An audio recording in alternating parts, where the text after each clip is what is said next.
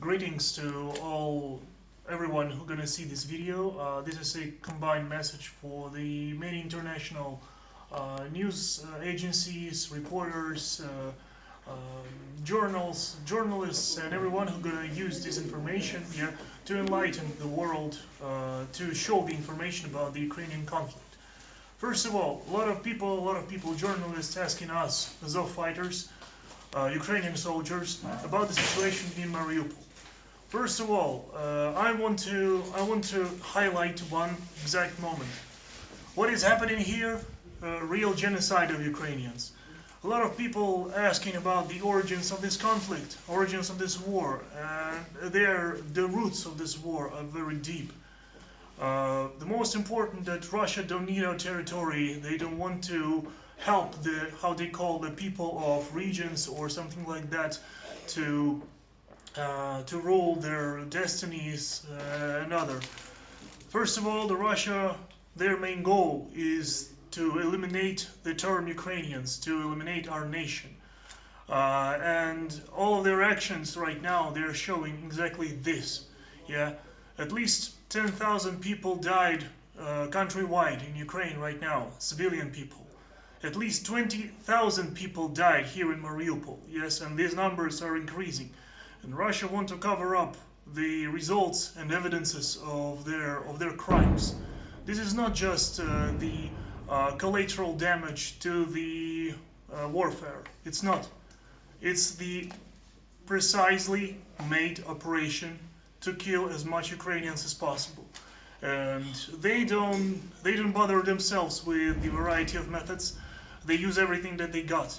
They use airstrikes, they use bombs, they use freefall bombs for indiscriminate bombings. This is not a precision-guided weapon, you know, the freefall bomb. If the 1-ton warhead just flies over your head, on top of you, it doesn't, choose who to kill. Every day, the situation in Mariupol is very dangerous. We constantly can be shot, we constantly can be killed. And the civilians are still in danger, despite the accusations of the Russian ministers and Russian president that they took control over the city. Yes, this statement was made today, but you know what? They do not control all of the city. We still control the Azovstal, still works, and we're still fighting. We destroyed 1 tank today, 2 armored fighting vehicles, and 1 armored personnel carrier. And the numbers of enemy losses are still increasing. First of all, I want to declare that Ukrainians already shown their courage to the world. Ukrainians already shown to the world that we can fight against Russia, well known as the second military power in the world. And the most important thing that we want to ask the world about their courage. How do they will fight against Russia? Because Russia's appetite will not stop on the Ukraine. Very, very important thing that Russia still held the numerous thousands of civilians as a captured people in Mariupol. They are relocating these people forcefully, so they deport them to the territory of Russia. At least 500,000 people in Ukraine, in Donbass and Lugansk regions, were relocated to the Russian Federation. And that's inappropriate, that's unacceptable, because people are deported forcefully. It's not by their own will. Russia's strategy was very blunt and simple. Yeah, they're cutting off the supplies of the cities. They're blocking these cities from the food supply, energy supply, water supply, and after that, the people are very, very easy to manipulate. You just give them the piece of bread and they're gonna do anything for you.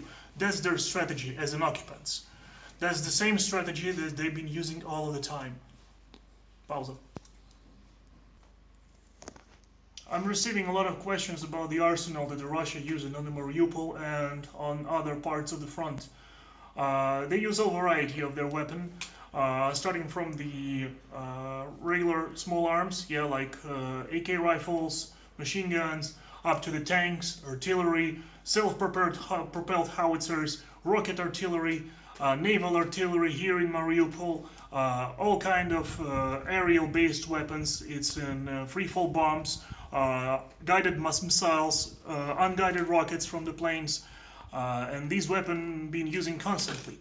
The novelty of the past few days was the use of the strategic bombers here in Mariupol. They use carpet bombings on the city. You know what is the problem with the carpet bombing? It's very destructive and it's indiscriminate power. You cannot choose where the bomb will fall. Russia still claims that they use precisely guided weapons, but it's not true. It's false. Russia right now is cowardly, hesitating with the final assault, how they call this, of Azovstal still works, because they know that they will fail, and they will fail. You know, if they will have more courage, at least the 10% of our courage, they're gonna fight with us without all this heavy weaponry, just on the small arms. Yeah, that would be a fair fight, but they're not doing a fair fight. They're showing their cowardly face to the world right now, claiming that the Mariupol is taken. Mariupol is not taken. If somebody gonna ask, do we need help? Yes, of course we need help, but we do not need to be rescued. We can rescue others, and we are rescuing others. Thousands of people still, civilian people, still hiding in the basements and in the shelters on the territory of Azovstal. They escaped from the city to find cover here, under the coverage, under the protection of Ukrainian soldiers. And what they're receiving, the Russian indiscriminate fire. The most heartbreaking thing in this that we have limited supplies, yeah, and we're trying to share everything with civilians. But Russia claims that we use them as a human shield. It's bullshit. It's complete bullshit, because, you know, the real military doesn't do this. But if you think as a Russian, you will do the same. You will think about the civilians as a human shield. They made this in 2008. They already did this in 2014, and they're doing this right now. My message to the world: stop Russia. The best thing to do this is to find your own courage and keep Ukraine safe. How can you do this?